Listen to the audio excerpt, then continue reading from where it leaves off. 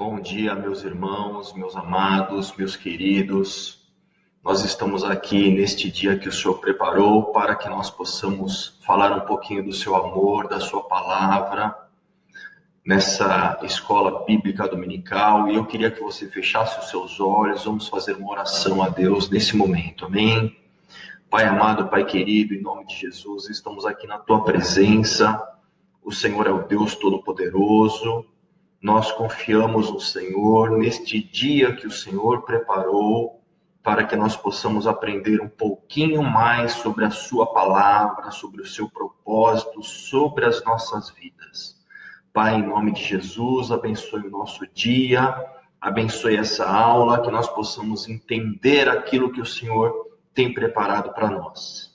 Pai, eu te agradeço pela minha vida, pela vida dos irmãos, de cada um que está agora conectado, assistindo esse vídeo, que o Senhor possa visitar com poder, com graça e com a tua unção e misericórdia. É o que eu te peço, em nome do Pai, do Filho e do Espírito Santo de Deus. Amém.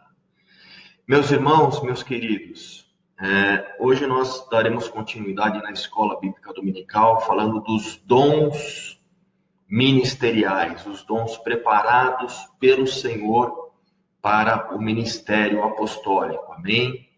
Eu queria então dar início nessa aula, lendo com você esse texto básico que está no livro de Efésios, capítulo 4, versículo 11 a 16. O que esse texto fala sobre os dons de ministério? O que ele fala? Abra sua Bíblia comigo em nome de Jesus. Vamos fazer a leitura. Diz o texto aqui da palavra de Deus. Efésios 4:11. E ele mesmo concedeu uns para apóstolos, outros para profetas, outros para evangelistas e outros para pastores e mestres, com vistas ao aperfeiçoamento dos santos para o desempenho do seu serviço, para a edificação do corpo de Cristo, até que todos cheguemos à unidade da fé e do pleno conhecimento do Filho de Deus, à perfeita varonilidade, à medida da estatura da plenitude de Cristo, para que não sejamos mais como meninos, agitados de um lado a outro, levados ao redor por todo vento de doutrina, pela artimanha dos homens, pela astúcia com que induzem ao erro, mas seguindo a verdade em amor, cresçamos em tudo naquele que é o cabeça, Cristo, de quem todo o corpo, bem ajustado e consolidado pelo auxílio de toda junta, segundo a justa cooperação de cada parte, efetua o seu próprio aumento para a edificação desse mesmo em amor. Amém? Então, esse é o texto básico da nossa aula de hoje. E nós temos um versículo-chave, que é o versículo 11. Eu queria que você lesse comigo novamente o versículo 11, que ele fala assim: olha, e ele mesmo concedeu uns para apóstolos, uns. Esse uns são poucos. Concedeu poucos para apóstolos, outros para profetas, outros para evangelistas, outros para pastores e outros para mestres. Então esse é o versículo chave. Deus, ele separou essa classe de pessoas com dons ministeriais que nós chamamos. Amém? E é sobre esses dons do versículo 11 de Efésios que nós vamos falar nessa aula de hoje. Amém? Então, o que nós queremos aprender com essa lição? Onde nós queremos chegar com essa lição? Nós queremos estudar esses 5 dons ministeriais que Deus nos concedeu à luz da própria palavra de Deus. O que a palavra de Deus nos fala sobre esses dons? E como é que Deus quer que esses dons sejam aplicados na igreja local nos dias atuais? Isso é o que nós vamos aprender na aula de hoje. Então, vamos lá.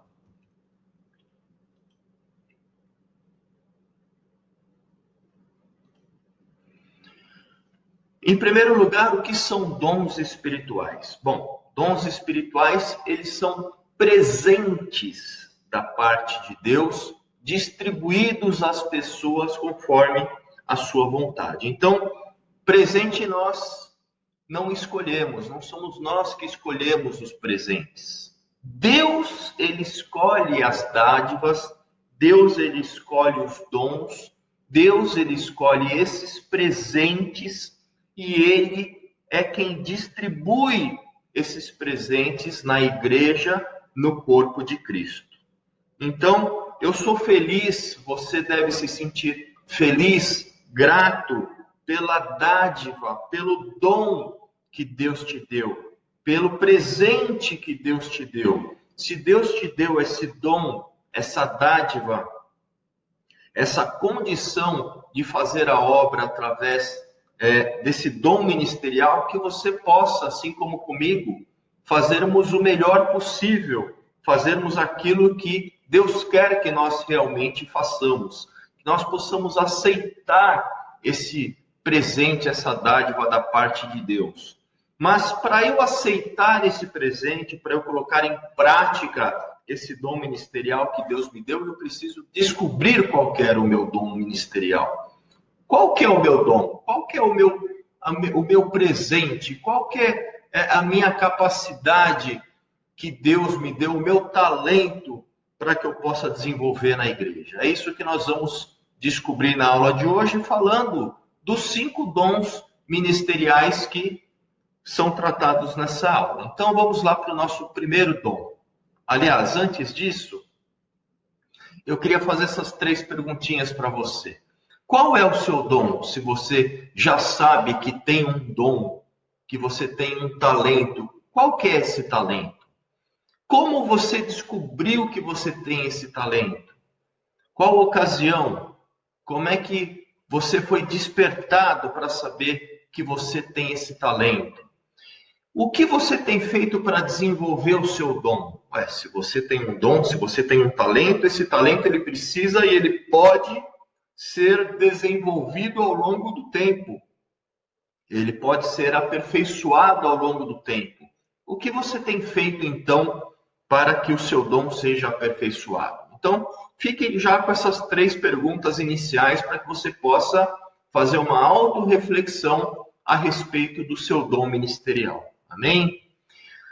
Vamos lá. Os dons de ministério, eles nos trazem alegrias quando são usados de modo adequado, de modo correto. Então, eles trazem alegria não só para nós, detentores dos dons, detentores das capacidades, dos talentos que Deus nos deu, mas isso traz alegria para Deus. O próprio Deus, ele fica feliz, ele fica satisfeito de ver eu e você sendo usados nos dons que Deus preparou para cada um de nós. Então, Deus fica satisfeito, obviamente, se Ele deu um presente para mim, se Ele deu um presente para você, e você está usando esse presente que Deus te deu da melhor maneira possível, obviamente, para agradá-lo, Ele vai se sentir satisfeito com isso. Amém? As outras pessoas também vão se sentir alegres, felizes, satisfeitas. Por quê? Porque elas estão vendo em você Deus usá-lo com o seu talento, com a sua capacidade. Como é gostoso a gente olhar um irmão, olhar uma irmã e ver o talento que Deus deu para ele ou deu para ela sendo usados ali na sua plenitude. Como é gostoso para nós, como é gratificante para nós quando nós vemos isso no corpo de Cristo, na igreja. Não é verdade? E alegria também para cada um de nós que somos os detentores desses talentos e desses dons. Amém? Eu gostaria de ler com você esse texto que aparece na tela, é o Salmo 40, versículo 8, que diz assim, diz exatamente isso, diz sobre a satisfação de nós estarmos fazendo bom uso dos nossos dons. Salmo 48 diz assim, agrada-me fazer a tua vontade, ó Deus meu. Dentro em meu coração está a tua lei. Então, agrada-me fazer a tua vontade. Como é bom quando nós utilizamos os dons que Deus nos deu de modo para que a igreja seja edificada, para que o nosso irmão seja aperfeiçoado, para que o corpo de Cristo cresça de modo saudável. Então, nós nos agradamos de fazer a vontade de Deus. Amém? Então, Deus nos criou com dons, e quando eles são exercidos de modo adequado, Deus se alegra, as pessoas à nossa volta se alegram, a igreja se alegra, e nós mesmos ficamos gratificados com o bom uso daquele dom. Amém? Muito bem, agora eu queria falar um pouquinho para você do primeiro dom ministerial da nossa lição, que é o dom de apóstolo. Né? Nós ouvimos falar muito de apóstolo nos dias de hoje ainda, não é? Tem pessoas que se auto-intitulam apóstolos de Deus. Mas o que é esse dom apóstolo? Vamos entender aqui o que é esse dom e se ele cabe nos dias de hoje, nos tempos atuais. Então, apóstolo quer dizer enviado com uma missão. A pessoa que recebeu uma tarefa, recebeu uma incumbência, recebeu uma missão e ele é enviado, ele é destinado para que aquela tarefa seja cumprida, seja realizada. Então, apóstolo é isso, é um enviado para uma determinada missão.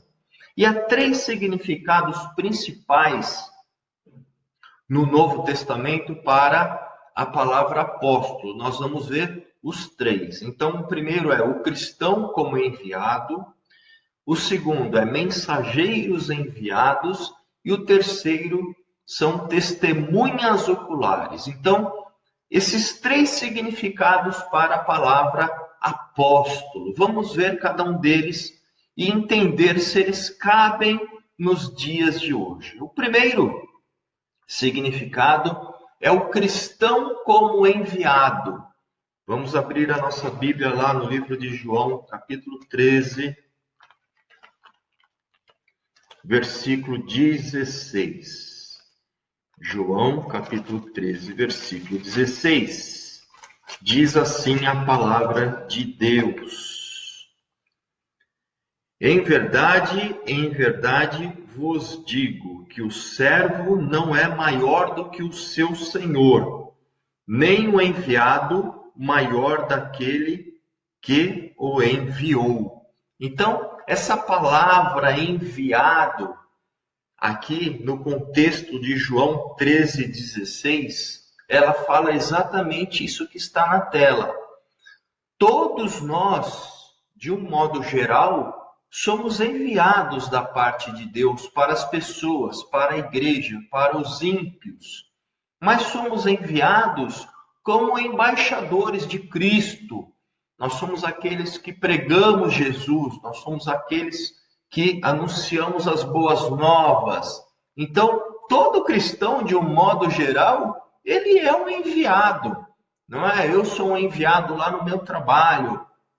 Quando eu falo da palavra de Deus, quando eu dou um testemunho que aconteceu na minha vida, você é um enviado na sua família, quando você vai a um encontro familiar e você dá um bom testemunho lá junto aos seus familiares, você está fazendo o papel de um enviado, como diz esse texto de João 13,16, não é? Quando nós estamos cultuando na igreja, aquele som, aquele louvor, aquela palavra, as pessoas estão passando ali na calçada, puxa, olha ali, existem pessoas de Deus naquele lugar, então nós somos embaixadores de Cristo aqui na terra. Esse é o primeiro significado de apóstolo que fala João 13,16. Mas nós não podemos confundir com o texto de Efésios 4,11, porque Efésios 4,11 falou que Deus deu alguns, poucos para apóstolos, não é?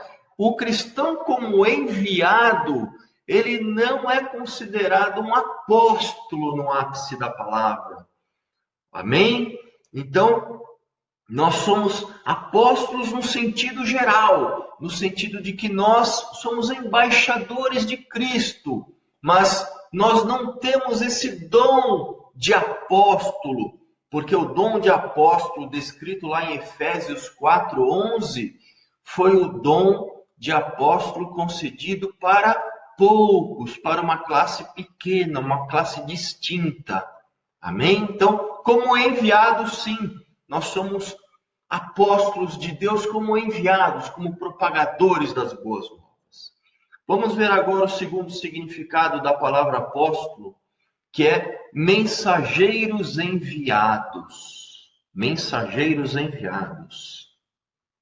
A palavra usada por Paulo para descrever os apóstolos da igreja. Veja bem, em 2 Coríntios 8:23. Vamos abrir essa palavra para que nós possamos ler. 2 Coríntios 8:23. Diz assim a palavra de Deus: Quanto a Tito, é meu companheiro e cooperador convosco. Quanto a nossos irmãos, são mensageiros das igrejas e glória de Cristo. Então, quando Paulo escreveu a carta aos Coríntios, e ele falou sobre esse texto de 2 Coríntios 8:23, ele falou de que Tito era o seu companheiro, era o seu cooperador, como que se Tito fosse uma pessoa enviada por Paulo para fazer a obra naquela igreja, naquele local. Então, é esse contexto que fala que apóstolo, no seu segundo significado, é um mensageiro enviado para uma missão, para um trabalho, assim como Tito, que era companheiro aqui de Paulo, cooperador, foi enviado para essa missão, foi enviado para esse trabalho. Vamos ver aqui também em Filipenses, capítulo 2, versículo 25, que fala assim: Julguei, todavia, necessário mandar até vós a Epafrodito, por um lado, meu irmão, cooperador e companheiro de lutas, e por outro, vosso mensageiro e auxiliar nas minhas necessidades. Então, Paulo, quando escreveu aqui aos Filipenses, ele explicou aqui aos filipenses que seria necessário mandar Epafrodito, que era irmão, que era cooperador, que era companheiro de lutas de Paulo, e Epafrodito faria um trabalho ali, faria uma obra, faria uma missão específica, uma tarefa naquela igreja. Então, segundo o significado de apóstolo, são mensageiros enviados. Se, por exemplo, lá na nossa igreja, o pastor João, a liderança da igreja, pega você assim e fala assim: olha, querido irmão, eu preciso que você faça uma visita em uma determinada casa, para uma determinada família que está com dificuldades, que não está vindo na igreja, você está cumprindo o dom de apostolado. Mas não aquele apostolado lá de Efésios 4:11, que foi para alguns, mas você está cumprindo a tarefa de uma missão, de um trabalho específico. Nós vemos mais um significado de apóstolo, que são os testemunhas oculares. Então, quero que você abra sua Bíblia aí também comigo, no livro de Atos, capítulo 1. Atos, capítulo 1, versículo 21 e 22. Vamos ver o que fala o livro de Atos sobre o apóstolo, o dom de apóstolo. Olha só. É necessário, pois, que dos homens que nos acompanharam todo o tempo que o Senhor Jesus andou entre nós, começando no batismo de João, até o dia em que dentre nós foi levado às alturas, um destes se torne testemunha conosco da sua ressurreição. Então, aqui eles estavam escolhendo o apóstolo que entraria no lugar de Judas, o traidor. Então, haviam 2 candidatos a essa vaga, e um deles venceu, que foi Matias. Então, na escolha de Matias, quando os discípulos estavam fazendo a escolha do apóstolo que entraria no lugar de Judas, eles falaram isso: olha, é necessário que dos homens que nos acompanharam todo o tempo que o Senhor Jesus andou entre nós, desde lá o batismo de João até o dia que ressuscitou, foi levado às alturas, que um deles se torne testemunha conosco da sua ressurreição. Então, apóstolo, no sentido aqui deste significado, refere-se aos apóstolos de Cristo, aquele grupo pequeno, aquele grupo formado pelos 12, que depois, no lugar de Judas, entrou Matias, Paulo e Tiago. Nesse sentido, nós vemos que nos dias de hoje, nos dias atuais, não existem mais os apóstolos, porque os apóstolos, segundo o versículo 21 e 22 de Atos, foram aqueles exatamente que testemunharam o ministério terreno de Jesus como um todo. Então, eles acompanharam lá desde o batismo de Jesus até a ressurreição de Jesus. E quando eles foram escolher o apóstolo no lugar de Judas, eles colocaram essa condição, que para que fosse um apóstolo, teria que ser uma testemunha presencial, uma testemunha ocular do ministério de Jesus.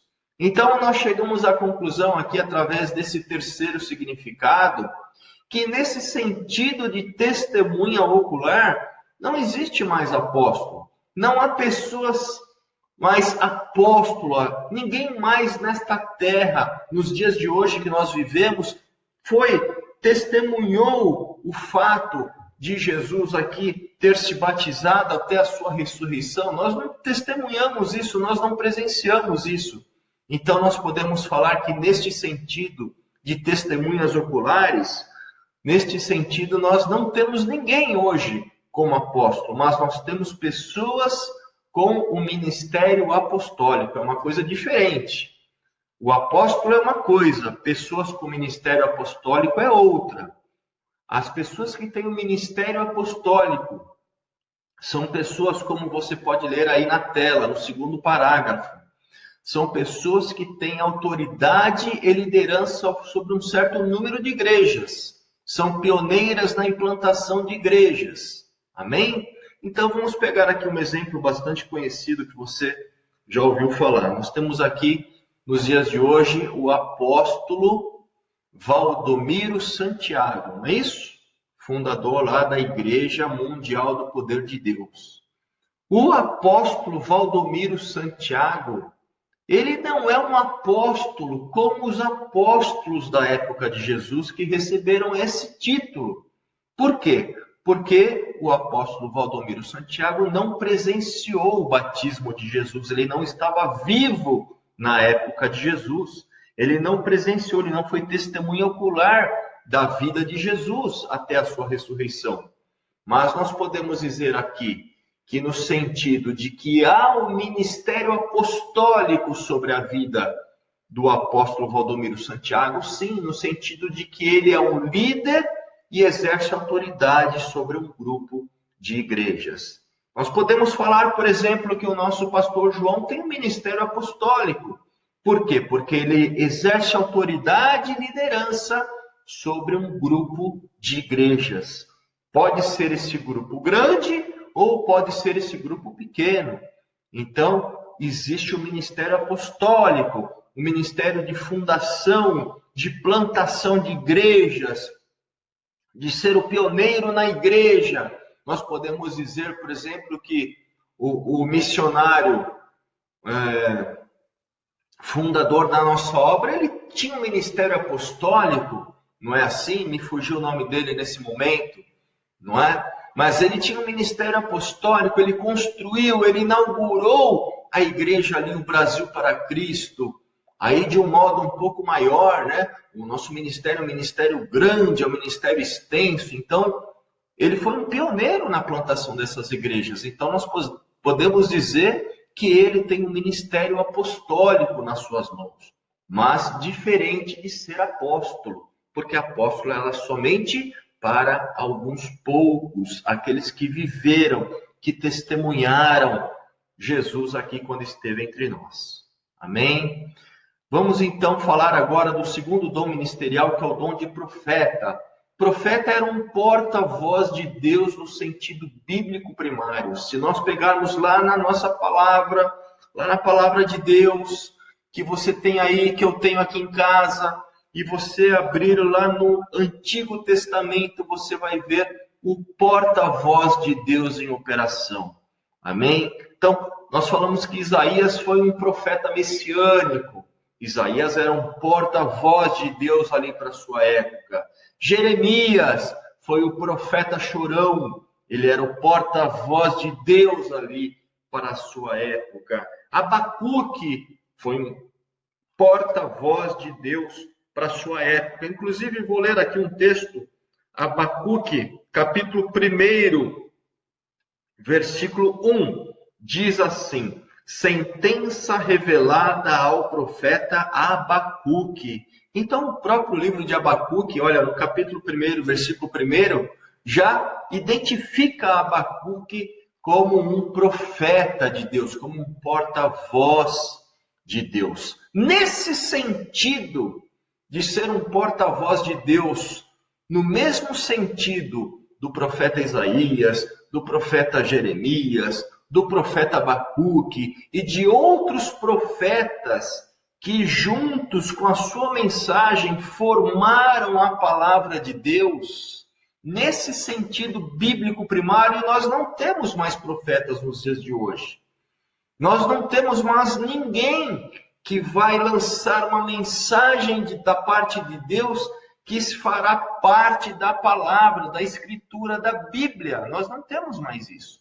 Então, nesse sentido de nós termos um profeta como um porta-voz de Deus, igual ao sentido bíblico primário, lá atrás no Antigo Testamento, nós não temos mais essa figura. Amém? Porque nós não podemos acrescentar e nem tirar mais nem um tio da escritura, da palavra de Deus. Então, nesse sentido, nós não temos mais profetas nos dias de hoje. Amém? Mas nós temos pessoas com o dom de profecia. Olha só, no Novo Testamento, o profeta é usado no seguinte sentido. Vamos ver nos dias de hoje. Então, primeiro, ele traz uma compreensão renovada da revelação bíblica. Segundo, ele lê os sinais dos tempos, ele denuncia pecados sociais, ele faz uma aplicação bíblica pertinente aos dias atuais, aos dias de hoje. Em terceiro, ele traz aos descrentes a convicção dos seus pecados, ele traz aos crentes edificação, exortação e consolação.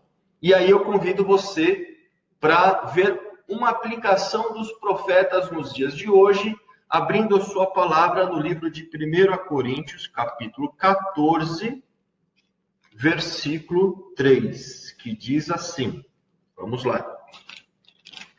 1 Coríntios 14, 3. Mas o que profetiza fala aos homens, edificando, exortando e consolando. Amém? Quando Paulo escreve aos Coríntios e fala sobre o dom de profecia, ele fala isso. Ele fala que o que profetiza fala aos homens, edificando, exortando e consolando. E no livro de Atos, no capítulo 15, versículo 32, também há uma menção, amém, que fala sobre os profetas aqui. Judas e Silas, que eram também profetas, consolaram os irmãos com conselhos e os fortaleceram. Então, Judas e Silas, não Judas Iscariotes, o outro Judas, eram profetas e consolaram os irmãos com conselhos e os fortaleceram, que é o papel, um dos papéis dos profetas nos dias de hoje. Traz aos descrentes a convicção dos pecados e edifica, exorta e consola os cristãos. E, em quarto, os pronunciamentos proféticos que têm valor local e limitado, testados pelas Escrituras e pelo caráter digno de quem fala. Então vamos lá em 1 Coríntios, capítulo 14. Vamos ver o que ele fala aqui sobre os profetas. Capítulo 14, versículo 29 e depois o 37. No 29 fala assim: tratando-se de profetas, falem apenas 2 ou 3, e os outros julguem.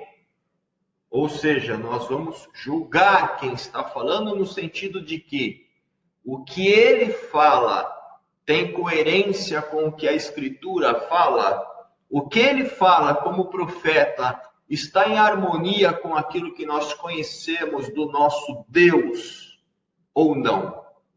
Esse é o sentido de julgar, é o sentido de nós trazermos a mensagem da profecia e nós compararmos com aquilo que a Escritura nos diz. Por exemplo, uma profecia que vá de encontro, que vá contra aquilo que a Escritura está dizendo, não é uma profecia oriunda, vinda do trono de Deus. Então é nesse sentido que nós precisamos julgar as profecias. E depois no versículo 37 ele fala: se alguém se considera profeta ou espiritual, reconheça ser o mandamento do Senhor o que vos escrevo. Então, se a pessoa tem o dom de profecia e é espiritual, ela precisa seguir as regras, o regulamento quanto ao uso dos dons, dos talentos distribuídos por Deus, descritos na palavra de Deus. Estão descritos aqui em 1 Coríntios, capítulo 14, versículo 26 em diante, que ele fala como é que vai ser utilizados os dons da parte de Deus. Ele fala assim: você é profeta? Você precisa seguir as regras de utilização do seu dom. Amém? Então, quando nós ouvimos uma profecia de quem quer que seja, nós precisamos primeiro testar essa profecia de acordo com a palavra de Deus. Está de acordo com a palavra de Deus? Então, amém. E o caráter digno de quem fala. Quem está falando tem um caráter digno, tem uma vida piedosa, tem uma vida com Deus, é um homem, é uma mulher de Deus, conhecida de todos. Então é isso que nós precisamos analisar quando nós ouvimos uma profecia. Amém? Então falamos do segundo dom, que é o dom de profecia. Vamos para o terceiro dom, que é o dom de evangelista. Quem é o evangelista? Evangelista é aquele que anuncia boas novas. Ele anuncia a palavra de Deus, ele anuncia o evangelho. Aparece 3 vezes no Novo Testamento, em Efésios 4:11, que é aquela palavra que nós lemos lá no início. Depois aparece em Atos 21, versículo 8, que eu vou ler aqui com você, que diz assim a palavra de Deus: no dia seguinte partimos e fomos para Cesareia, e entrando na casa de Felipe, o evangelista, que era um dos 7, ficamos com ele. Então, a palavra evangelista aqui, no livro de Atos, descrevendo como um dom dado a Felipe. Depois nós temos lá, em 2 Timóteo, capítulo 4, versículo 5, também temos uma menção de evangelista. Diz assim a palavra de Deus, quando Paulo escreveu as orientações a Timóteo, ele falou: tu, porém, sê sóbrio em todas as coisas, suporta as aflições, faze o trabalho de um evangelista, cumpre o teu ministério. Então, faz o trabalho de um evangelista, anuncia as boas novas, vá lá e pregue a palavra de Deus, fale do amor de Deus para a conversão das pessoas. Amém? Então, essa palavra ela aparece em diversas ocasiões e nessas 3 ocasiões também. Tomando Paulo como exemplo de evangelista, Paulo é um grande exemplo para a nossa vida e ele era um grande evangelista. Mas quais eram as características que Paulo tinha que nós podemos identificar um evangelista nos dias de hoje? Vamos lá ver. 1 Coríntios 9:16, o que fala a palavra de Deus lá. Vamos lá. Se anuncio o evangelho, não tenho do que me gloriar, pois sobre mim pesa essa obrigação, porque ai de mim se não pregar o evangelho. Então, Paulo ele tinha essa responsabilidade. Ele encarava o ministério de evangelista como um peso, uma obrigação, falar sobre a palavra de Deus, porque ele tinha paixão pelas almas, ele tinha amor pelos perdidos. Então, se ele tinha amor pelos perdidos, com paixão, ele precisava anunciar o evangelho aos perdidos, ele precisava falar das boas novas aos perdidos. Ele encarava isso como um peso de obrigação. Olha a responsabilidade de Paulo. Exemplo para mim e para você. Amém? Depois nós temos lá em Atos 17, 22 a 31. Não é? Vamos abrir lá em Atos 17, 22 a 31. Esse texto é um texto extenso e eu vou pedir para que você leia na sua casa com mais calma depois, que fala do discurso de Paulo lá no Areópago, quando ele foi discutir a palavra de Deus, discutir lá Jesus Cristo, as boas novas, lá no Areópago. Então, Paulo ele tinha esse talento, ele tinha facilidade na abordagem das pessoas. Você já viu aquele irmão lá na nossa igreja, que ele conversa com todos de modo harmônico, ele tem facilidade, ele se comunica bem, ele interage bem, ele entra para falar com doutores, ele fala com os mais simples, ele fala com todos os níveis de pessoas, com o idoso, com o jovem, com o adolescente, ele se dá bem com as crianças, ele tem facilidade no trato com as pessoas, na abordagem das pessoas. Então, este também era um talento de Paulo, é um exemplo nosso a ser seguido. O evangelista ele tem que se comunicar bem, ele precisa ter esse talento, essa capacidade de conversar com todo e qualquer tipo de pessoa em todas as ocasiões que se apresentarem. Amém? E a terceira característica de Paulo, aqui em Atos 18:8, é que nós víamos o resultado da pregação de Paulo. Olha aqui, ó, mas Crispo, o principal da sinagoga, creu no Senhor com toda a sua casa. Também muitos dos coríntios, ouvindo, criam e eram batizados. Então, o resultado de Paulo como evangelista era esse, era um resultado profícuo, era um resultado bom. Aqui no versículo 8 diz que muitos dos coríntios ouviram, creram e foram batizados. Amém? Então ele tinha resultados no seu ministério. Que eu e você possamos ter compaixão pelos perdidos, possamos desenvolver esse talento de abordar as pessoas e conversar, para que nós também tenhamos fruto na nossa pregação. Todo crente é obrigado a testificar de Cristo e das suas boas novas. Esse texto nós já lemos, 1 Coríntios 9:16. Nós recebemos o poder do Espírito Santo para testemunhar do Evangelho. Mesmo que eu e você não tenhamos o dom de evangelista, dessas 3 características aqui, olha, a facilidade de abordagem das pessoas, né? Aquele peso da responsabilidade de falar com os perdidos, isso é um dom, isso é um talento, não é? Mas eu e você, nós também não estamos isentos de pregar a palavra de Deus. Nós precisamos pregar a palavra de Deus, mesmo que nós não tenhamos o dom de evangelista. Todo cristão é obrigado a testificar do corpo de Cristo e das boas novas do Evangelho. Eu e você recebemos essa missão. Nós somos comissionados. Lembra-se? Ide por todo mundo, pregai o Evangelho a toda criatura. Esse ide por todo mundo, ele é exclusivo dos evangelistas? Não. Ele é uma missão que eu tenho, ele é uma missão que você tem. Nós possamos não ter o dom de evangelista, mas nós podemos testemunhar, nós podemos testificar as boas novas, as obras do nosso Deus que são gloriosas, que são grandiosas. Nós podemos fazer isso sim, lá em um modo um pouco menor que seja, lá no nosso trabalho, no mundo onde nós vivemos, aqui na nossa vizinhança, não é? Nós podemos testificar o Evangelho do Senhor. Vamos lá para o quarto dom. O quarto dom é o dom do pastor, é o pastorado. Pastor é aquele que cuida das pessoas, ele trata das pessoas, ele tem um cuidado especial pelas vidas. Essa é uma das características do pastor. Ele cuida de vidas, ele cuida das ovelhas do rebanho do Senhor.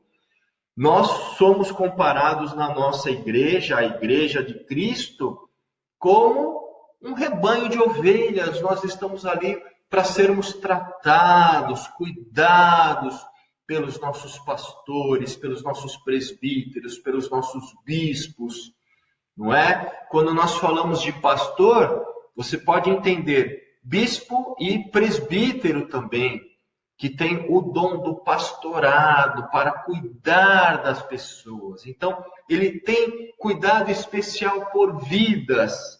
Vamos abrir essa palavra lá em Hebreus capítulo 13, versículo 7, que diz assim a palavra. Hebreus 13, 7. Ele tem cuidado por vidas. Diz assim: lembrai-vos dos vossos guias, os quais vos pregaram a palavra de Deus, e considerando atentamente o fim da sua vida, imitai a fé que eles tiveram. Então, lembrai-vos dos vossos guias, aqueles que cuidaram de vocês, aqueles que tiveram um zelo pelas vossas vidas. É nesse sentido. Então, o pastor, ele cuida de vidas. O presbítero, ele cuida de vidas, cuida de pessoas. O bispo cuida de pessoas. Que tipo de pessoas que os pastores, bispos e presbíteros cuidam? Ele cuida de 4 tipos de pessoas. Vamos falar aqui rapidamente. Ele cuida daquela ovelha que está fraca, está frágil. Veja, ela está no corpo de Cristo. Ela é uma cristã fiel, piedosa, mas ela está fraca. Fraca na fé, frágil. Então, o lobo, o devorador, ele tem facilidade em arrebanhar essa ovelha. O pastor, ele cuida dessa pessoa, do fraco, do frágil. Eu e você podemos auxiliar o nosso pastor nesse cuidado, ir atrás das vidas daquelas que estão frágeis, daquelas que estão fracas na fé. Eles fazem parte da igreja, mas eles estão fracos neste momento. A segunda classe de pessoas é aquela ovelha que está ferida, aquela ovelha que está machucada. As ovelhas andavam ali no meio daquele terreno acidentado, pedregulhos. Às vezes elas se feriam, elas quebravam uma pata, então é necessário cuidar, colocar uma tala na patinha da ovelha. A ovelha, às vezes, ela era atacada, ela ficava ferida, ela ficava machucada. Então o pastor é aquele que vai lá e pega essa ovelha e cura as suas feridas. Ele trata essa ovelha, ele cuida dessa ovelha para que essa ovelha sare, para que ela possa voltar ao seu estado normal. Às vezes ela está machucada pelas palavras das pessoas. Às vezes ela fica machucada por algo que ela ouviu. Às vezes ela fica machucada por algo que alguém fez, ou algo que ela sofreu, ou ela está ferida por uma enfermidade. Então, o pastor é aquele que vai lá e cuida dessa ovelha. Ele traz ela para o rebanho, ele trata essa ovelha com todo carinho, com todo amor. Depois nós temos aquela ovelha que ela está distante. Ela está na igreja, mas ela está longe. Ela está longe do rebanho. O pastor, para olhar essa ovelha lá no pasto, ele tem que pegar um binóculo e olhar, porque ela está longe, está distante. Ela está ali ao redor, mas ela está distante do corpo de Cristo. Ela é uma crente, mas ela se distanciou por algum motivo. Ela foi além daquele espaço determinado ali. Ela ultrapassou um limite. Ela está distante, ela precisa ser o quê? Resgatada da onde ela está. Né? O pastor faz isso também, ele vai atrás das ovelhas que estão distantes do rebanho. E quarto aspecto, o pastor ele vai atrás, ele cuida também daquela ovelha que está desviada. Aquela pessoa que já foi crente um dia, já foi cristão um dia, e por algum motivo, alguma determinada situação, começou a se distanciar, começou a faltar nos cultos e se desviou. Está no mundo de pecado, fazendo toda sorte de pecados, está distante da comunhão, está distante do corpo de Cristo, está desviada do corpo de Cristo, e o pastor, ele tem essa responsabilidade de ir lá, de tentar buscar essa pessoa que um dia já fez parte ali do corpo, mas ela acabou se distanciando. Amém? Então, o pastor, ele tem esse cuidado especial pelas vidas. As ovelhas que estão fracas, que estão feridas, que estão distantes e que estão até desviadas do corpo de Cristo. Segunda característica da vida de um pastor, do ministério pastoral, do dom pastor, é Tiago 3,17, que diz assim a palavra de Deus. A sabedoria, porém, lá do alto é primeiramente pura, depois pacífica, indulgente, tratável, plena de misericórdia, de bons frutos, ela é imparcial e ela é sem fingimento. Então, as pessoas que têm esse dom de pastorado, ele tem essa característica, ele usa a sabedoria de Deus do modo como Paulo escreveu aqui a carta a Tiago. Ele é pacífico, ele é indulgente, ele é misericordioso, tem bons frutos, não finge, é uma pessoa imparcial. Quando os problemas se apresentam, ele usa a sabedoria pacificadora para tratar os problemas e as pessoas. Essa é uma característica do pastor. Terceira característica, ele é um ouvinte atencioso e paciente.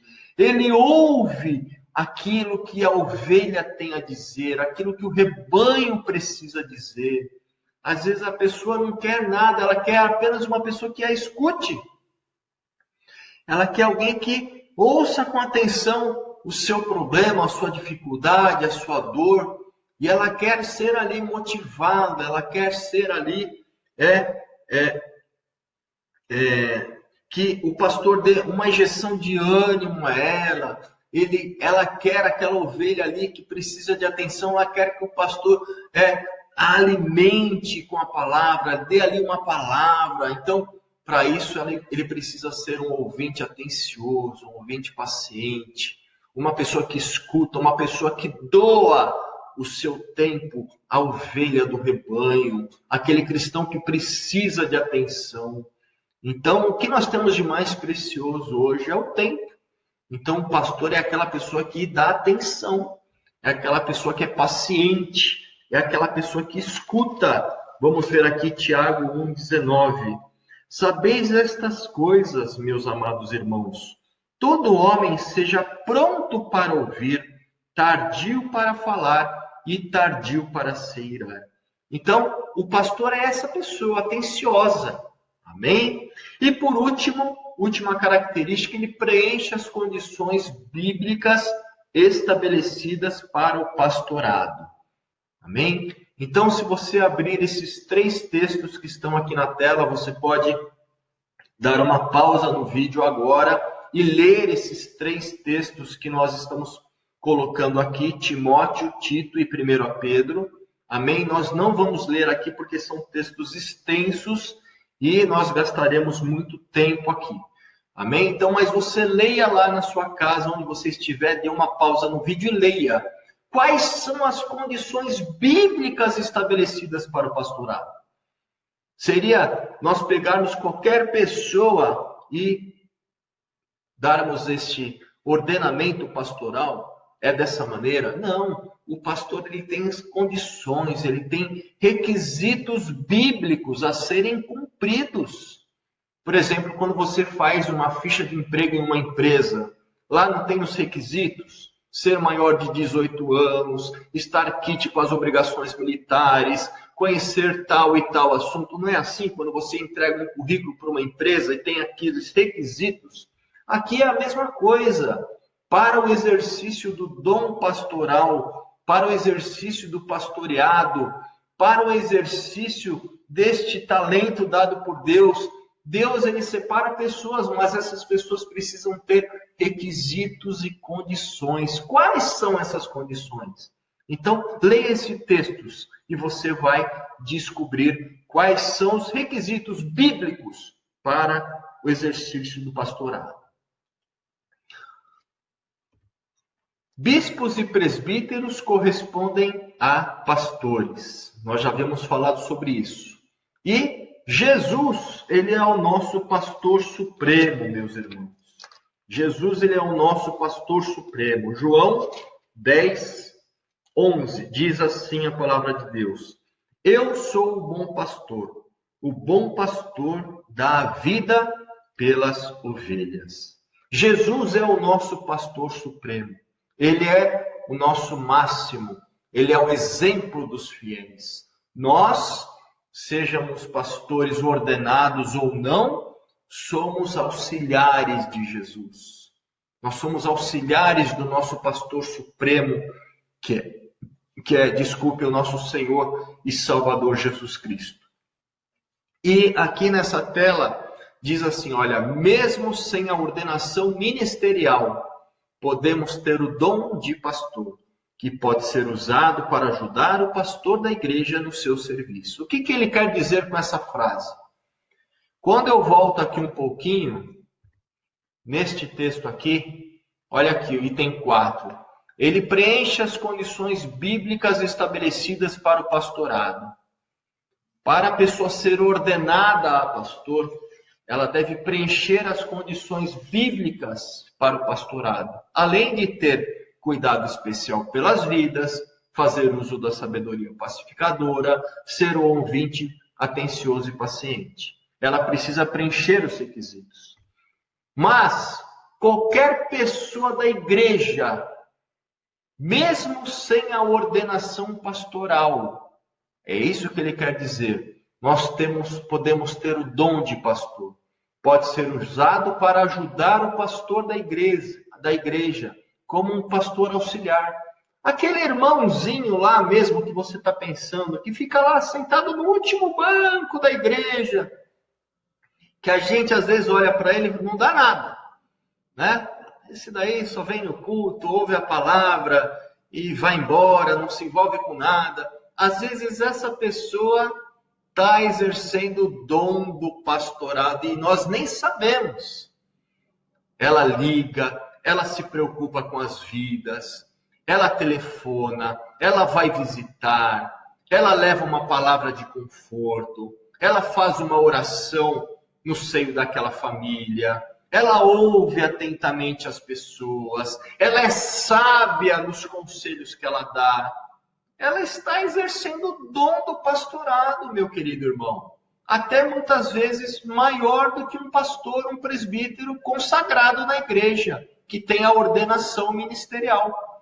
Então, qualquer pessoa na igreja pode ser um dom, pode ter esse dom de pastor, que é o dom de buscar, de cuidar, de tratar as vidas, de dar um conselho, de dar uma palavra de ânimo, uma palavra de conforto.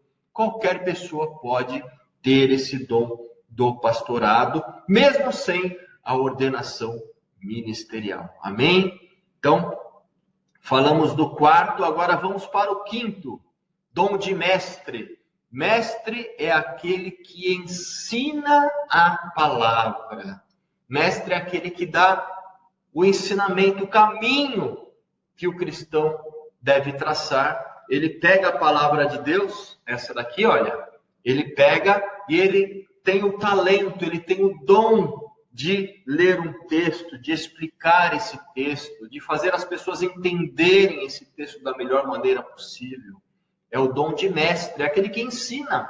Quando uma pessoa recém-convertida chega na igreja e ela não entende muito como é que funcionam as coisas de Deus, então o mestre é aquele que pega ela pela mão, ele dá o discipulado, ele ensina aquela pessoa os primeiros passos, as doutrinas, para que serve Deus, quem é Jesus, quem é o Espírito Santo, por que existem o batismo e a ceia como ordenamentos que nós cumprimos nos dias de hoje, quem estipulou isso, como é que vai ser feito o tempo futuro, o anticristo, como é que Jesus vai vir, ele vai buscar a sua igreja, como é que isso vai acontecer? Então, quem tem o dom de mestre é aquele que estuda a palavra de Deus e ensina as pessoas sobre a palavra de Deus. Por exemplo, aqui na Escola Bíblica Dominical, nós temos pessoas aqui que ensinam as outras pessoas da igreja a palavra de Deus. Então, há pessoas com dom de mestre aqui, pessoas que você senta numa roda com essas pessoas, essa pessoa começa a falar da palavra de Deus com uma facilidade tão grande. A pessoa tem o dom de mestre, o dom de ensinamento. E aqui ele fala assim, olha, vamos abrir essa palavra antes, em Mateus 28, 18, que diz assim, né? Mateus 28, 18 a 20. Diz assim, em verdade vos digo que tudo que ligardes na terra será ligado no céu, e tudo que desligar na terra será desligado no céu. Eu acho que eu errei aqui a referência, não é Mateus 18, 20. Eu acho que eu errei aqui a referência. Amém? Então, peço perdão aos irmãos sobre isso. Não vai dar tempo de nós fazermos aqui essa leitura agora.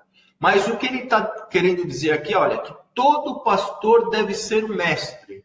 Então, toda pessoa que tem a ordenação ministerial para pastor, ela precisa ser um mestre. Mas nem todo mestre é um pastor. Nem todo aquele que ensina a palavra de Deus, que tem facilidade para ensinar a palavra de Deus, é necessariamente um pastor ordenado. Nós, como alvo, nós temos que ter a imagem do Senhor. Efésios 4, 13, que diz assim a palavra de Deus. Efésios 4, 13, que nós temos Jesus como nosso alvo. Por que nós aprendemos a palavra de Deus? Porque Jesus é o nosso alvo. Olha só, até que todos cheguemos à unidade da fé e do pleno conhecimento do Filho de Deus, à perfeita varonilidade, à medida da estatura da plenitude de Cristo. Então, nós ensinamos a palavra de Deus porque nós queremos ser iguais a Jesus.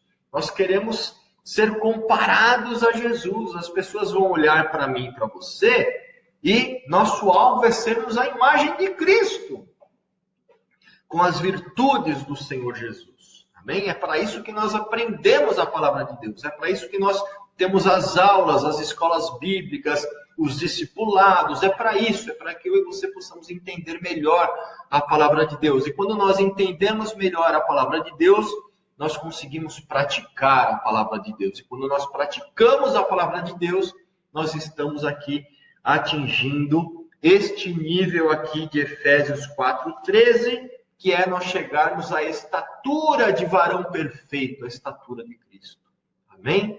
Os 5 dons citados têm relação com o ensino, o qual também é citado em Romanos e 1 Coríntios.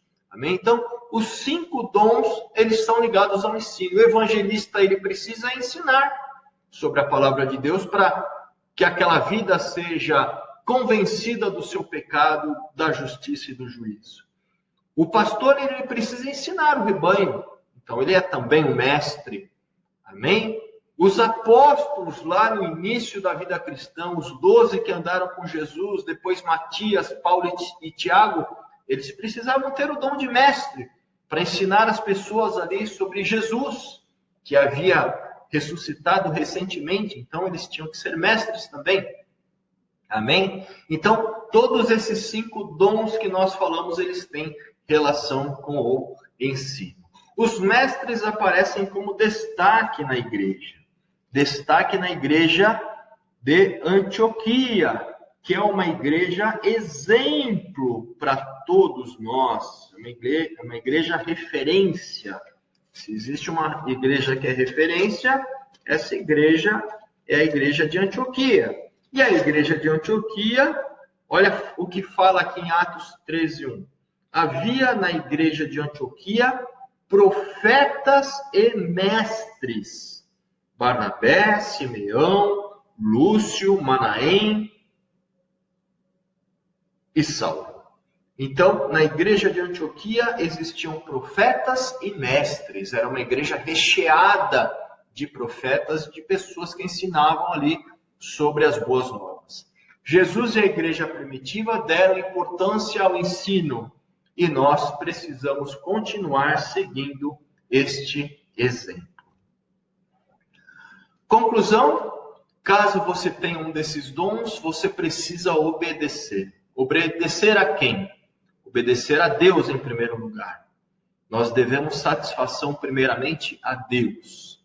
Se você tem algum desses dons que nós falamos hoje, você precisa ser um cristão obediente a Deus, para que Deus possa usar você na sua plenitude. Amém? E você precisa ser obediente aos homens também. Obediente aos homens. Quem não consegue obedecer os homens a qual ele vê, como é que ele vai obedecer a Deus a qual ele não vê? A Bíblia fala, como é que nós vamos amar o nosso irmão que nós estamos vendo e como é que nós vamos amar a Deus que nós não estamos vendo? Primeiro nós precisamos amar o nosso irmão.